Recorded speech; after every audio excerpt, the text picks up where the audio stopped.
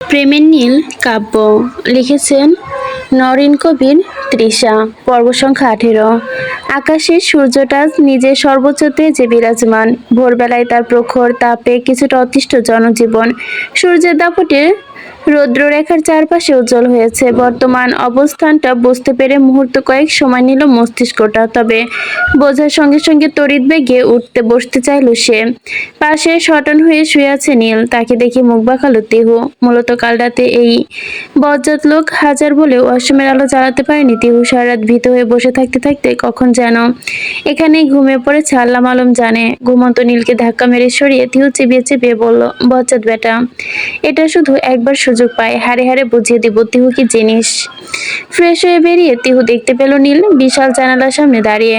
অত্যাধুনিক জানালার পর্দা ভেদ করে রুমে বাতাস ঢুকছে, সাথে উজ্জ্বল সূর্যের কিরণ। নীলাভ সম্ভবত পাশের ওয়াশরুম থেকে ভেসে আসছে। তিহু সেদিকে তাকিয়ে ভুরু গোটালো। পরোয়াহীন ভঙ্গিতে ওয়াশরুম থেকে বেরিয়ে আয়নার সামনে দাঁড়ালো। দীঘল চওড়া সেই আয়নায় এক ঝলক নিজের প্রকৃতি পানে চাইল। পরক্ষণে গলার ধারে কিছু একটা চঞ্চল সূক্ষ্ম চক্ষু স্থবির হলো। কেমন লালচে লালচে দাগ হয়ে আছে জায়গাটা। তিহু বুঝলো না হুট করে জায়গাটা এমন হলো কি করে। কাল অবধি তো ঠিক ছিল। সে বারংবার জায়গাটায় হাত ঘষছে। নীল ভুরু কুঁচকে তাকালো। আয়নার মাঝে দৃষ্টি নিবদ্ধ রাখা তিহুর সামনে স্পষ্ট দৃশ্যমান হলো নীল তার পাশ কাটিয়ে যাচ্ছিল। তখনই এমন গলা ঘষতে দেখে বলল, এভাবে ঘষলে একটা চামড়াও ছিঁড়ে যেতে পারে, তবে ওই দাগটা না। তিহুর হাত থামলো। পানি লাগার দরুন বৃষ্টিভাবে জ্বলছে স্থানটা। বিরক্তি কণ্ঠে বলল, আপনার কি? নীল ততক্ষণে হাতে মলম জাতীয় কিছু একটা নিয়ে এসে দাঁড়ালো। আয়নার তার প্রতিবিম্ব দেখতেই ঘুরে তাকালো তিহু। সামান্য ভুরু কুঁচকালো আর তোয়াক্কা না করে নীল মলমটা গলার কাছে কালচে দাগটা দিয়ে দিল। অপ্রত্যাশিত কাণ্ডে তিহু একদম চমকে উঠল। তার চঞ্চল চোখ দুটো গোল গোল হলো। বিষময় সে স্থবির হলো। হঠাৎ নীলের এমন স্পর্শে তিহুর প্রশান্তটা কেমন যেন হলো। মেরুদণ্ড বেয়ে যেন শীতল হাওয়া বয়ে গেল। প্রলেপটা আলতো হাতে লাগিয়ে নীল এবার তিহুর দিকে তাকালো। বেচারা মন চোখ মুখে খিচকে রেখেছে। নীল অপরোক্ত মুখশ্রীর দিকে তাকিয়ে খানিক মুচকি হাসলো। You are too much idiot, you know. তার এমন কণ্ঠে চোখ মেলে তাকালো তিহু। কিছু বলতে গিয়েও বলার আগে হেলে দুলে দ্রুত পায়ে রুম থেকে প্রস্থান নিল নীল। ঘড়ির কাঁটায় সময় তখন 8:30। ভার্সিটি যাওয়ার জন্য বের হচ্ছিল তিহু। রেডি হওয়া প্রায় সম্পূর্ণ তার। ব্যতিব্যস্ত হয়ে পড়ল সে। দ্রুত বিছানা থেকে উঠে যেতে মির্জা সূচনা থামিয়ে দিয়ে বললেন, উঠো না, চুলগুলো আঁচড়ে দিই, টাইম নেই। আম্মু আপনি? মির্জা সূচনা কোনো কথা না বলে প্লেটে থাকা ভাতগুলো মেখে সযত্নে তিহুর হাতে বাড়িয়ে তার গাল মুছে দিতে দিতে বলল, সকাল থেকে তো কিছু পড়েনি পেটে, সারাক্ষণ এভাবে থাকলে হবে নাকি? আর কেন বিকালে আসবে? তখন যদি পেট ভরে তখন যদি পেটে পড়ে? এভাবে থাকতে থাকতেই তো অসুস্থ হয়ে পড়বে। তিহু খাবারগুলো গ্রহণ করে মুখ ধেসে তাকালো। তার মাতৃসুলভ দৃষ্টি আহ্লাদি কণ্ঠে বলল, আপনি আছেন না আমার আম্মু? মির্জা সূচনা দ্বিতীয় লোকমা মাখাতে মাখাতে বললেন, আরো তো আহ্লাদ দেখাতে হবে না, বুঝি আমি। তুই অবাক দৃষ্টি মেলে মির্জা সূচনার দিকে তাকালো। দ্বিতীয় লোকমাটা মুখে তুলে নিতেই বলল, আম্মুকে কেউ আপনি করে বলে? তিহু এবার নিশ্চিত হলো। অতঃপর কি যেন ভেবে প্রশ্ন করলো, মেয়েকে কি কেউ তুমি করে বলে? মির্জা সূচনা অবাক হলো। তিনি এমন উত্তর কখনো আশা করেনি। অতঃপর খানিক হাসলেন। তিহু মুগ্ধ দৃষ্টিতে তাকালো তার হাসির পানে। মানুষটা এ বয়সে এসেও কতটা সুন্দরী। এনাকে দেখলেই তিহুর ইচ্ছে করে নিজের শ্বশুরকে বাহবা দিতে।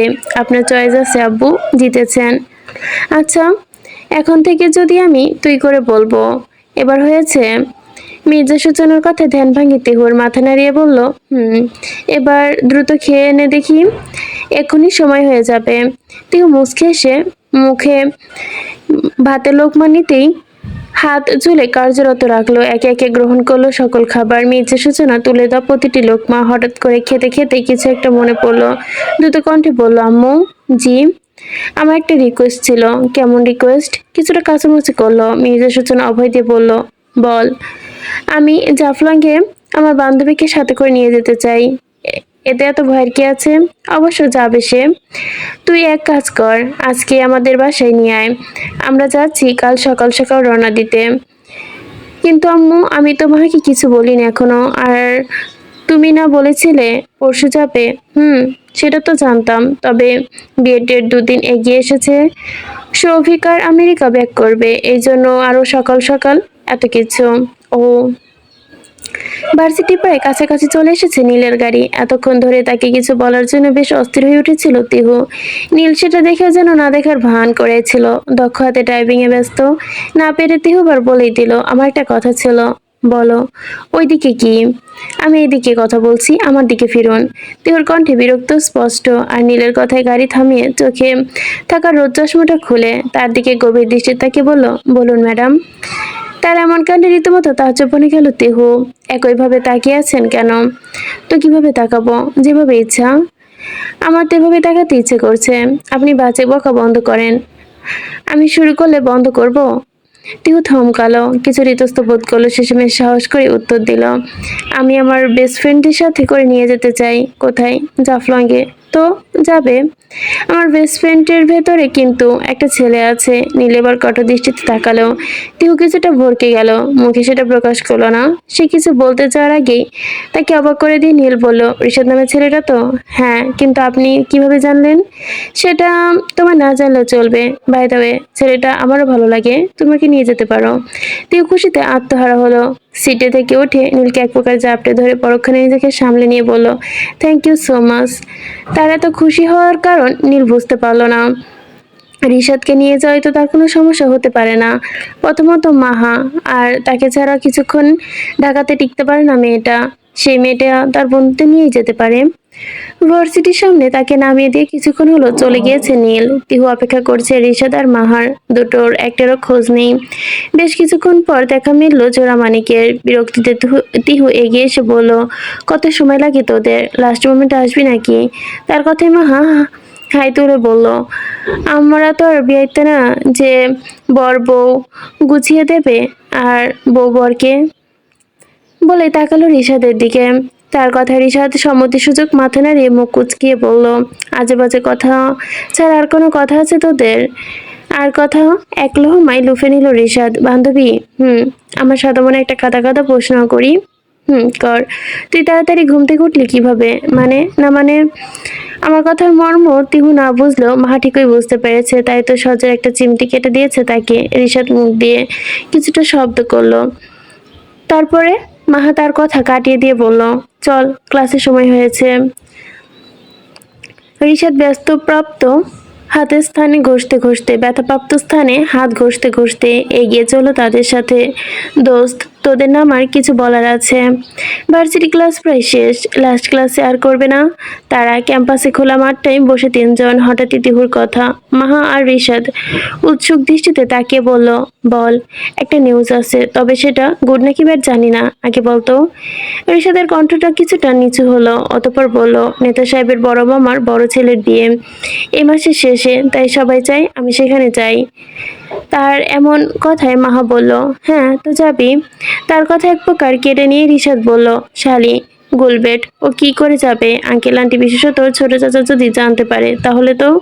তার কথায় মাহা গাছাড়া ভাবে বলল, হাই তুলে, সেটা আমাদের না জানিয়ে সিনেমাটিক স্টাইলে বিয়ে করার আগে মনে করা উচিত ছিল ড্রামা কুইনের। তার এমন কথাতে রেগে গিয়ে বলল, ভালোর কথা বলিস না তো। তুই খুব ভালো করেই জানিস ওইটা একটা অ্যাক্সিডেন্ট ছিল, মুখের ভাষা ঠিক কর। আর যাই হোক, সে অ্যাক্সিডেন্ট, তো এখন আমরা কি করব? তোরা এখন আমার সাথে যাবি। আর অকপটে বলা কথাগুলোই চমকে উঠলো মাহারিসার দুজনে। তোর মাথা ঠিক আছে? অবশ্যই তুই মাহার সাথে করে নিয়ে যেতে পারিস, কিন্তু আমি। মাথা ঠিকই আছে। আর শুধু মাহা না, তুইও যাচ্ছিস? পাগল তুই? এটা তোর ফ্যামিলি ওকেশন যে আমি যাব? ফ্যামিলি ওকেশন না বলেই তো তুই যাবি, কেননা আব্বু বলল তোর খালাতো বোনের চাচাতো ভাইয়ের বিয়ে।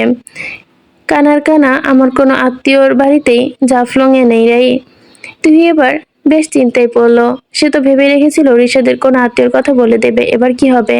তৎক্ষণাৎ মা শব্দ করে সে বলল, আরে আমাদের নেতা সাহেবের বইয়ের কি বুদ্ধি, এবার কি হবে? বিয়ের মহিলা, ফাও কথা বলবি না, বুদ্ধি ভাব। আপাতত আমার মাথা ব্ল্যাঙ্ক। আবার ঋষাদ, তুই কথা বলছিস না তো? চিন্তা করার জন্য তো তোরাই আছিস। তিহুয়ার মাথায় সজোরে একটা গাঁটা মেরে দিল। রিশাদ সেখানে হাত বোলাতে বোলাতে তিহুর দিকে এগিয়ে এসে মারতে গিয়ে থমকালো।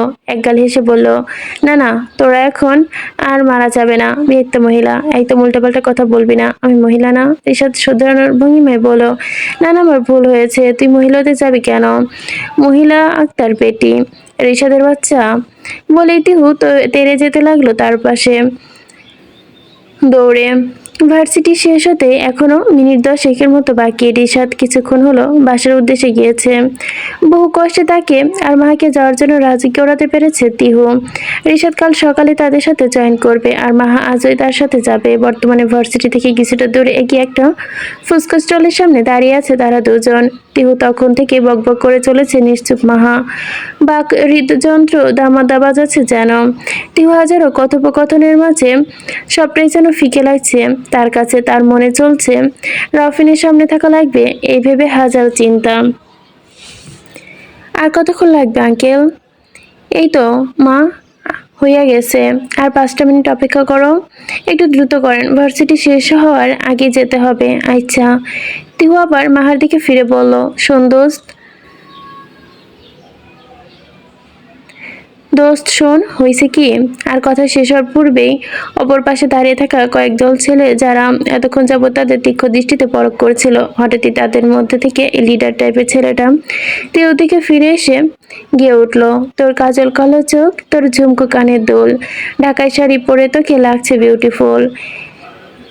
একই কলি বেশ কয়েকবার আওড়ালো। দৃষ্টিপাত হলো তিহুর নিবদ্ধ। পরক্ষণে সিটি মেরে, ও সুন্দরী।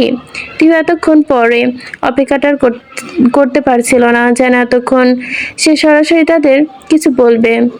তবে যেই না তাকে ডাক দিল, অমনি তাদের ধীরে ধীরে এগিয়ে আসতে বাঁকা হেসে বলল, কিছু বলছিলেন ভাইয়া? ভাইয়া কথাটা টেনে টেনেই বললেন তিহু। সঙ্গে সঙ্গে ছেলেটার বুকের বাপাশে হাত রেখে ঘষে বলল, অমনি বইল না গো, বুকটা বড় জ্বালা করে। সরি টু সে ভাইয়া, কিন্তু আপনার মনে হয় গ্যাস্ট্রিকের প্রবলেম আছে, এখনই ডাক্তারের কাছে যান, না হলে আশেপাশে বায়ু দূষিত হবে। তার এমন কথায় বোকা দৃষ্টি মেলে তাকালো ছেলেটা। সে কি বুঝতে পারছে এ মেয়েটা কি বলল? এদিকে দলের ছেলেগুলো হা করে তাকিয়ে আছে, কখনো তারা মেয়েটার দিকে তাকাচ্ছে না, তো কখনো তাকাচ্ছে লিডারের দিকে। এছাড়াও তো মনে হচ্ছে আপনার চোখে নেবা আছে, না হলে পাকিস্তানি 3 পিসকে কখনো আপনার গুলিস্তানের ঢাকায় শাড়ি মনে হবে। তার কথার প্রত্যুত্তরে ছেলেটি আফান দিয়ে বলল, তুমি কিন্তু জোস, একেবারে মনের মতো, ঘরে সাজায় রাখার জন্য যথেষ্ট। কি বলো? জোস বলি জোস। আমার তো ইচ্ছে করছে আমার রুমে নিয়ে পুতুলের মতো করে সাজিয়ে রাখি। এমন একটা পুতুল আমরা ডিজার্ভ করি। নীল সামান্য বাঁকা হাসলো, তবে ভুল জায়গায় হাত দিয়ে ফেলেছ। এটা ইতিমধ্যে আমার রুমে সজ্জিত করা হয়েছে দামি পুতুলটি হিসেবে। আফান চমকে উঠে তাকালো। নীলকে দেখে ভূত দেখার মতো চমকে তাকালো। ভাই আপনি? তার কথা মুখের মধ্যে আটকে আসলো, আর যেন বেরোনোর সুযোগ পেল না। এক ঘুষি মাটিতে ফেলিয়ে দিল নীল। প্রথম ঘুষিতে রক্তাক্ত আফানের ফর্সা মুখটা থেতলিয়ে গেছে। সরে বাচ্চা, তুই জানিস তুই কাকে কি বলেছিস? ওইটা ওয়াহাজ খান, নীলের সহধর্মিণী। নীল খানের বউ ওটা। বলে একের পর এক ঘুষি মারতে শুরু করলো। আশেপাশের ছেলেগুলো ভীত সন্ত্রস্ত হয়ে গেল যেন। শেষমেশ না পেরে দিয়েও ছুটে গেলে নীলকে আটকাতে। তবে তার ক্ষীণকায় সর্বশক্তি নীল যেন প্রশাসিক আঙ্গুলের কাছে তুড়ি মেরে সরিয়ে দিতে চাইল। নীল এক ঝটকায় মেরে সরিয়ে দিল তাকে। অথচ পরক্ষণে সম্বিত ফিরতেই ছুটে ছেড়ে দিল আফানকে। দ্রুত এগিয়ে গেল তিহুর কাছে, তাকে তুলে অনুশোচনায় দগ্ধ। I am sorry, I am really sorry. আমি আসলে বুঝতে পারিনি। আমার কথা আমার মাথা ঠিক ছিল না। শুনছো Nurain, I am really sorry. Tihu সযত্নে টেনে তুলে সে নিজের সঙ্গে মিশে গাড়ির দিকে যেতে আরেক দফায় ফিরল আফানের রক্তাক্ত দেহের দিকে। আজকের মতো বেঁচে গেলি বাস্টার্ড, তবে প্রাণ ভরে নিঃশ্বাস নিয়ে নে। যতক্ষণ না পৃথিবীর এই মিষ্টি হাওয়া তোর জন্য বৈরি হচ্ছে, ততক্ষণ আর কি।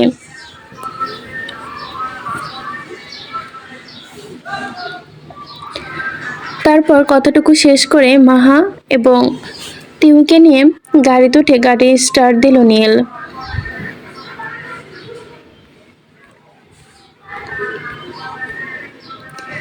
গাড়ি চলছে মনন্তর গতিতে। নীলের দক্ষ হাতে স্টিয়ারিং কর্যরত তিহু মুগ্ধ দৃষ্টিতে চেয়ে আছে তার দিকে। লোকটার রাগের পরিমাণ নিঃসন্দেহে আগ্নেয়গিরির আগ্নুৎপাত। এমন একটা মানুষ তো প্রতিটা মেয়ের স্বপ্নের পুরুষ। যে কোনো পুরুষ সর্বোচ্চ ধাপে রেগে থাকা সত্ত্বেও নিজের আপনারীকে কখনো রাগের প্রতিফলন দেখায় না। আপনি তখন আমাকে ওইভাবে নিয়ে আসলেন কেন? মাকেও তো আনার কথা ছিল। তার কথায় প্রস্তুত ছিল না যেন নীল। চোখ দুটো যেন সামনের দিকে স্থবির রেখে স্বাভাবিক ভঙ্গিমায় বলল, মা রফিনের সঙ্গে চলে আসবে। ফের নীরবতায়, তবে এবার তিহু নিশ্চিত। তাই আর বেশি কথা বাড়ালো না। নীল এবার গাড়ির গতি বেশ বাড়ালো। মোড় নিল মহলের ভিন্ন অন্য একদিকে রাস্তায়। তিহু প্রথমে না বুঝলেও ব্যাপারটা বোধগম্য হয়। এদিকে কোথায় যাচ্ছি? তার কথার জবাবে কিছু বলার প্রয়োজন বোধ করলো না নীল। শুধু দক্ষ হাতে স্টিয়ারিং চালিয়ে গেল। তিহু চলে যাওয়ার পর স্থানটা থমথমে হয়ে আছে। আফানকে ছেলেগুলো ধরাধরি করে হাসপাতালে নিয়ে গিয়েছে। বেশ লোকজন জড়ো হয়েছিল, তবে তারা এক একে প্রস্থান করছে। মাহা ভাবছে বাসায় যাবে, তখনই অহেতুক দাঁড়িয়ে থাকার কোনো মানে নেই। ভাবতে ভাবতে দু কদম এগোতেই তার সামনে এসে থমকে গেল একটি বাইক। মা খচিত দামি বাইকটা দেখে সামান্য ভুরু গোটালো মাহা। এত জায়গা থাকতে তার সামনে এসে বাঁধলো কেন? বেঘোরা মেজাজ তাতে দাঁত পিষল মেয়েটা। আপনি কি কানা? আমার সামনে এসে বাঁধলেন কেন? পথ ভুল করেছেন নাকি? হাবালক তার কথায় জবাবে মাথা থেকে হেলমেট খুলল রাউফিন, সেটারও হাতে রেখে।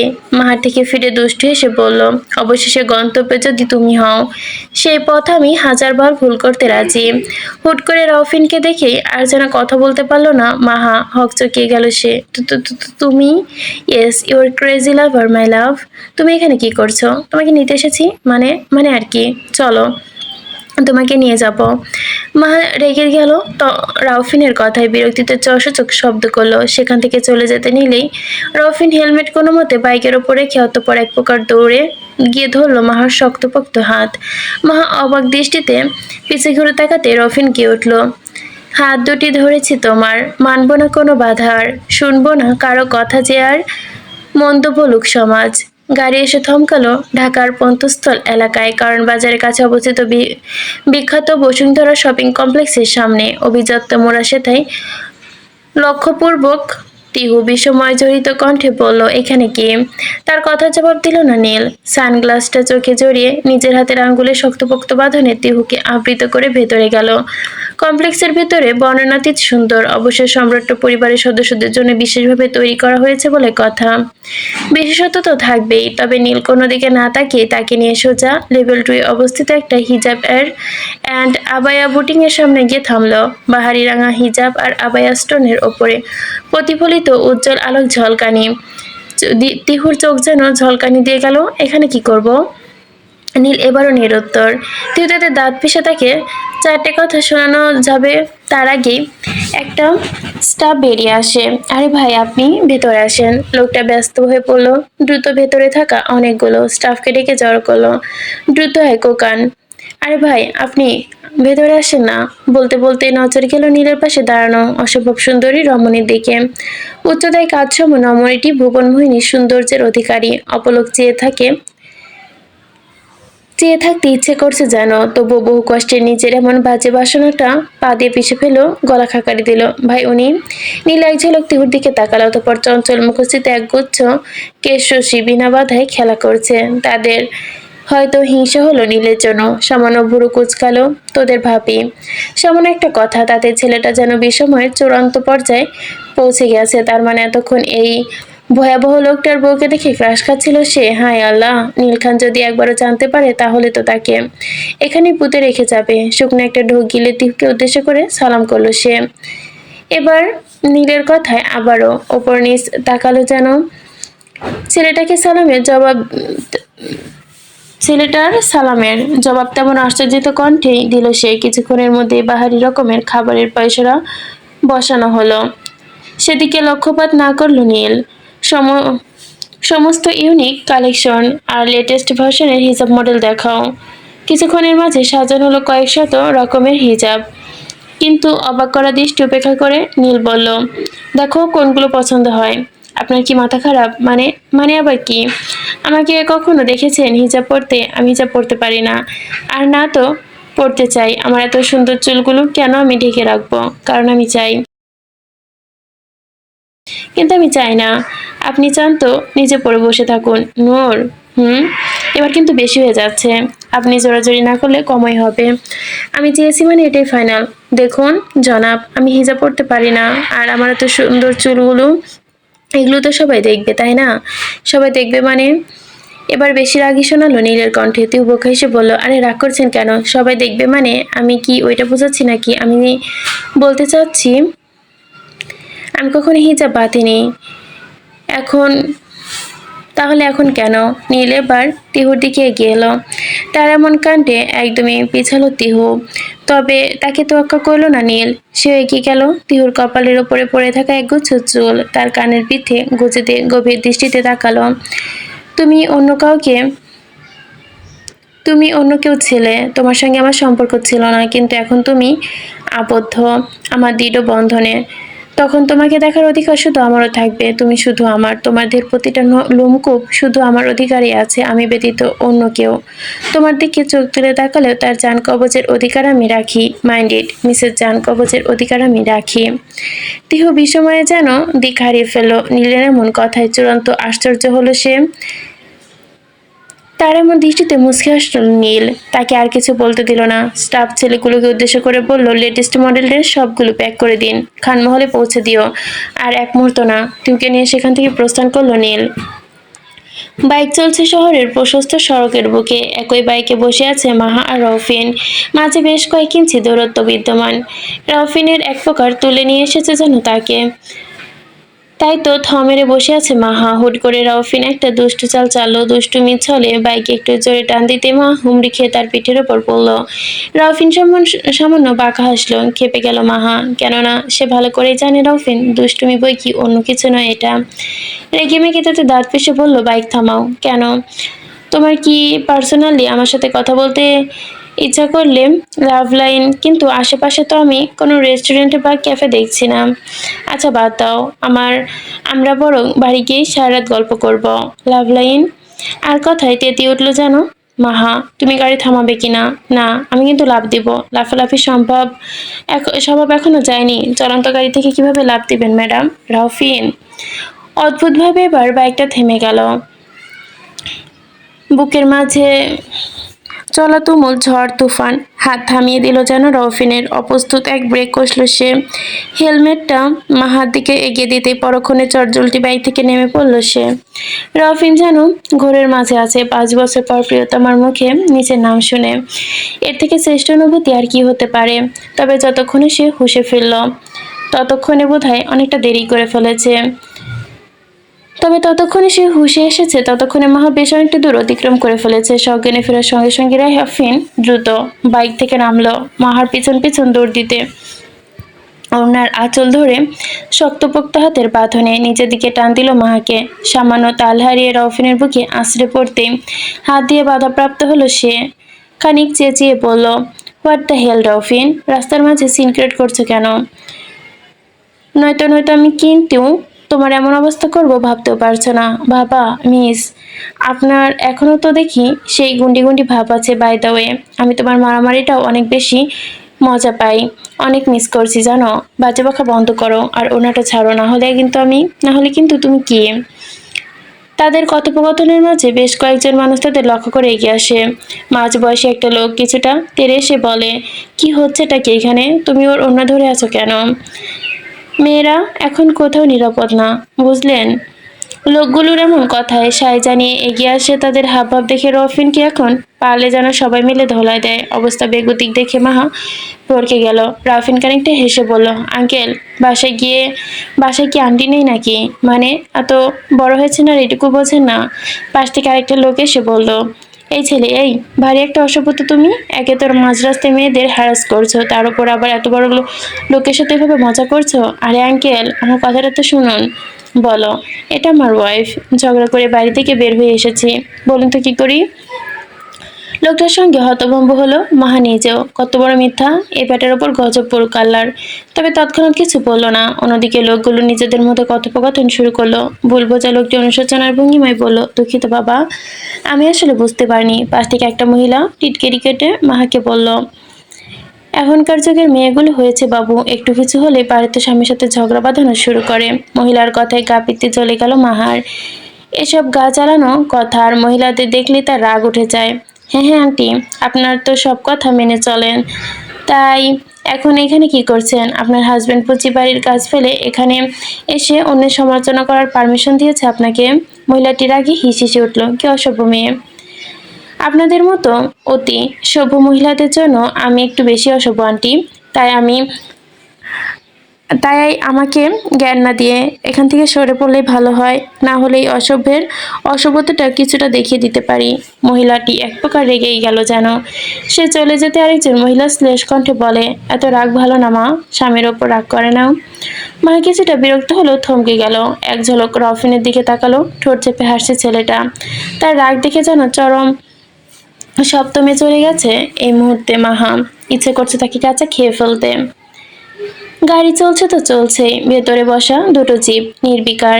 নীল ভাবলেশীন ভঙ্গিমায় গাড়ি চালাতে ব্যস্ত। হঠাৎই থেমে গেল গাড়িটা। তিহু বাইরে তাকানো বোধহয় অবধি, কেননা তার বোঝা গেছে এই লোকটা কেন কিছু নিষেধ করলেও শুনবে না। হুট করে পাশ ফিরে দরজাটা খুলতে লাগলো। অবাক ভঙ্গিমায় তাকালো তিহু। দৃষ্টিপাত হলো সুদর্শন পুরুষের সাথে, যিনি এখন যাকে সানগ্লাস লাগিয়ে শটান দাঁড়িয়ে আছে তার সামনে। দেখতে খানিকটা ঋত্বিক রোশনের মতো লাগছে। আঁকি স্টাইল, কি অ্যাডিকটিভ ফিটনেস।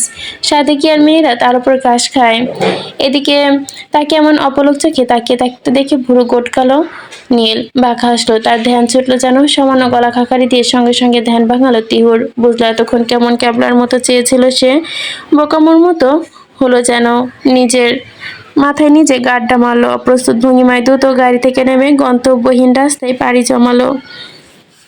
নীল জিভটা ভিজিয়ে নিল, ফের দুষ্টু হাসলো। অতঃপর কিছুটা দূরে হেঁটে গিয়ে তিহুর পাশাপাশি হাঁটতে লাগলো। তাকে দেখে তিহু বলল, আমরা কোথায় যাচ্ছি বলুন তো? নীলের মুখে বিদ্যমান হাসি।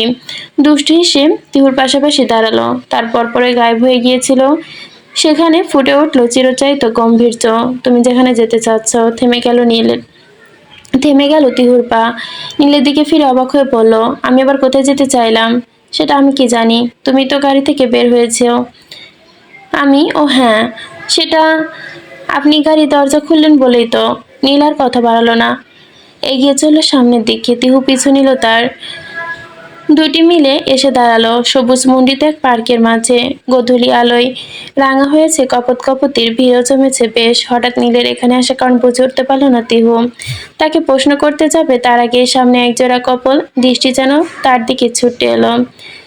শুধু তাদের নয়, এখানে উপস্থিত সকলে। ছেলেটি হাঁটু গেড়ে বসে পরিহিত একটি মেয়ের সামনে একগুচ্ছ লাল গোলাপের স্তবক ধরে চিৎকার করে বলল, I love you Tanu, I love you very much sweetheart. হবি আমার জীবন সঙ্গিনী। উপস্থিতি সবাই যেন স্তব্ধ। তিহু তো পলক ফেলতে ভুলে গেল, বিড়বিড়িয়ে বলল, হাউ মাচ সুইট লাভ। আল্লাহ! সে পারলে এক ঝলক তাকালো নীলের দিকে। ব্যাটা এখনো মোবাইল ঘাঁটছে। খেয়ে হারিয়ে তাতে দাঁত পিষল। কি ব্যাটা দিল আল্লাহ আমার কপালে। অতঃপর নীলকে উদ্দেশ্য করে কিছুটা জোরে বলল, এই যে শুনছেন, দেখুন না কি সুন্দর মোমেন্ট, দারুণ না? আমায় কিছু বলছো? না, ভূতকে বলছি। যাকে ইচ্ছা তাকে বলো। আমাকে এসব ফালতু জিনিস দেখাবে না। আমি এসব দেখতে পছন্দ করি না। এসব ফালতু জিনিস? তা নয় তো কি? আপনি কি মানুষ? না মানে এইসব জিনিস কারো কাছে ফালতু লাগে? আমার কাছে লাগে, বিকজ আই লিভ ইন হালাল, নট হারাম। আর ছেলেটা যদি মেয়েটাকে সত্যি ভালোবাসতো তাহলে এমন উদ্ভট জায়গায় উদ্ভট কর্মকাণ্ড করতো না। আইসে আমার হালাল পুরুষ। তাহলে আমাকে এখানে আনলেন কেন? আমি এনেছি তা নয় তো কি? তাদের এমন খুনসুটিপূর্ণ সময় দেখে উপস্থিত হলো নিদ্রা আর ইফাত। আসসালামু আলাইকুম ভাই। ওয়ালাইকুম আসসালাম। ইফাত তুই? হ্যাঁ, আপনাদের দেখে আসলাম। তাদের কথোপকথন চলাকালীন নিদ্রা এসে তিহুর পাশে দাঁড়ালো। তিহু, ঘুরতে এসেছিস? না না, ওই আর কি। আচ্ছা চল। সে তিহুর হাত টেনে দিতেই তিহু অবাক হয়ে চলে গেল। কোথায়? ওই তো এখানে। নিজের আঙ্গুল অনুসরণ করে তাকালো ওইদিকে তিহু। অনেকগুলো মেয়ে একত্রে বসে আছে আর ছেলেগুলো এদিকে আসছে, খুব সম্ভবত নীলের কাছে। কয়েক মুহূর্ত তাদের মাঝে। ছেলেগুলো নীলের সামনে এসে গণযোগ সালাম দিল। ভাই আপনি এখানে? তোর এখানে কি করছিস? ওই তো আর কি, গার্লফ্রেন্ডকে নিয়ে এসেছিলাম ভাই, সবার সাথে ও আর কি। আর নীলের পাশে থাকা তিহুর দিকে তাকিয়ে বলল, ভাই ভাবি নাকি? নীল সামান্য ইশারা করতেই সকলে হাই হাই করলো। এসে সালাম ঠুকলো। আদনান, আসসালামু আলাইকুম ভাবি। রোহান, আসসালামু আলাইকুম ভাবি। সাদমান, আসসালামু আলাইকুম ভাবি। মাহিন, আসসালামু আলাইকুম ভাবি। আজিজ, আসসালামু আলাইকুম ভাবি। এত সালামের ভিড়ে কাটা রেখে কাটা জবাব দেবে খেয়ে হারালো যেন তিহু। তার উপরে এখানে উপস্থিত সকলেরই বয়স বেশ বেশি তার থেকে। এই চুপ! নীলে ধমকানিতে থমকালো কয়েকটা। তাদের মধ্যে থেকে ইফাজ বলল, ভাই চলুন একটু সামনে গিয়ে বসি, আমরা একটু খাবারের আয়োজন করেছিলাম। ভাবিকে নিয়ে আসছেন, চলুন একটু। হ্যাঁ ভাইজান, চলুন না প্লিজ। সায় মেলালো সবগুলো। আজ না অন্য একদিন, সন্ধ্যা হয়ে গেছে। চলুন না ভাই, 5 মিনিটেরই তো ব্যাপার। সবগুলো একঘিয়ে ধরেছে, শেষমেশ না পেরে অগত্যা সেদিকে যেতে হলো নীলকে। বিকেল গড়িয়ে সন্ধ্যার ঘনভূতি, রক্তিম আলোয় রাঙা হয়েছে চারদিক। সবুজ ঘাসের ওপর পাতা শীতল পাটিতে বসে আছে সকলে। অবশ্য নীলের জন্য মোটেও আনা মোড়া আনা হলেও বসেনি সে, গোল হয়ে বসেছে সকলের সাথে। তবে কখনো ছুঁয়ে দেখা হয়নি তার গিটার, আজ আবেগ আপ্লুত হয়ে ফেলল। গিটার জিনিসটা বড্ড পছন্দের ছিল একসময় তার। সকলে অবাক হয়ে তাকালো। সাদমান বলল, হ্যাঁ ভাবি, এটা কি আপনার? ইফ ইউ ডোন্ট মাইন্ড, আমি কি একটু নিতে পারি? আল্লাহ ভাবি, কি বলেন? অবশ্যই। সে গিটারটা এগিয়ে দিল তিহুর দিকে। তিহু সেটা নিল, তবে বাঁধল বিপত্তি অন্য জায়গায়। সে তো এটা বাজাতে পারে না। সে ফের দিতে গিয়ে বলল, সরি, অ্যাকচুয়ালি আমি বাজাতে পারি না। ভাই তো পারে। সবাই এক জায়গায় তাকালো নীলের দিকে। আপনি গিটার বাজাতে পারেন? তার কথা জবাবে কি বলবে নীল? তার আগে সবাই বলল, হ্যাঁ ভাবি, ভাই তো পারে, অনেক ভালো পারে। নীল বলবে কি? কোনো কিছুরই সুযোগ দিচ্ছে না ছেলেগুলে। আরে ভাই, ব্যস্ত মানুষ, সারাদিন পার্টি অফিসার নিজের অফিসে ব্যস্ত থাকে, এই জন্যই হয়তো। আচ্ছা ভাবি, ভাই আপনি নেন, এখন না একটু গান শোনান ভাবিকে, যেহেতু সময় পান না শোনানোর। নীল কোনো উপায়ন্ত না দেখে গিটারটা হাতে নিল। এক ঝলক তাকালো তিহুর দিকে, কি গাইবে বুঝতে পারলো না। গিটার হাতে নিয়ে টুংটাং করতে করতেই হঠাৎই তিহুর দিকে ফিরে গেয়ে উঠল, জানতে যদি চাও কতটা তোমায়, একটু থেকে যাও এ মনে আমার। জানতে যদি চাও কতটা তোমার, একটু থেকে যাও এ মনে আমার। কেন ঘুম ভাঙিয়ে দৌড়ে থাকো হারিয়ে, কেন ঘুম ভাঙিয়ে দৌড়ে থাকো হারিয়ে, তবে ক্ষণে ক্ষণে আনমনে তোমায় শুধু খুঁজি বাড়িবার। জানতে যদি চাও কতটা তোমার, একটু থেকে যাও এই মনে আমার।